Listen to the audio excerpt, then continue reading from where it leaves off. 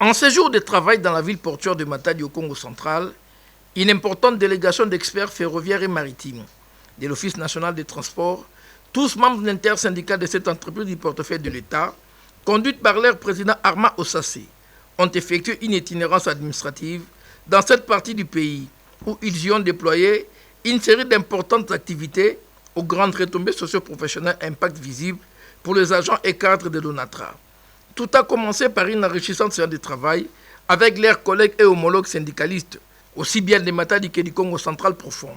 Ensuite, cette délégation s'est rendue au bâtiment administratif du gouvernorat du Congo central.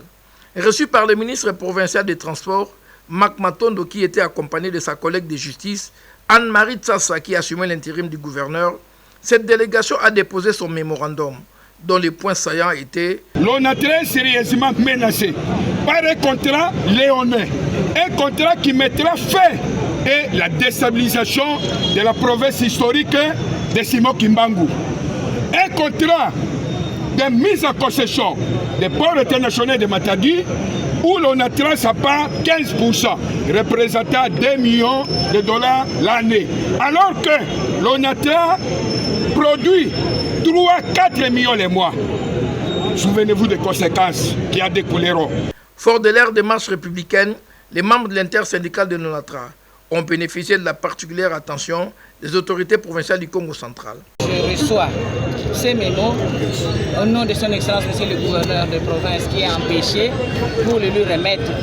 Et donc, on est en contact et on continue et on verra la suite. Enfin, joignant l'utile à l'agréable, une marche pacifique de protestation a été organisée dans les principales artères et grandes places mouvementées de Matadi, avec comme point de chute les ports internationaux de Matadi, où les membres de l'intersyndicale ont tenu une assemblée générale extraordinaire.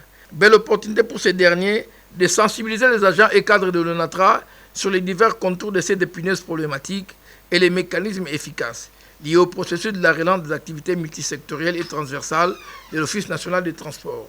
Ici est noté qu'une assemblée générale similaire à l'intention des agents et cadres de Kinshasa sera organisée ce mardi de 12h à 13h à l'esplanade du bâtiment administratif de l'Office national des transports.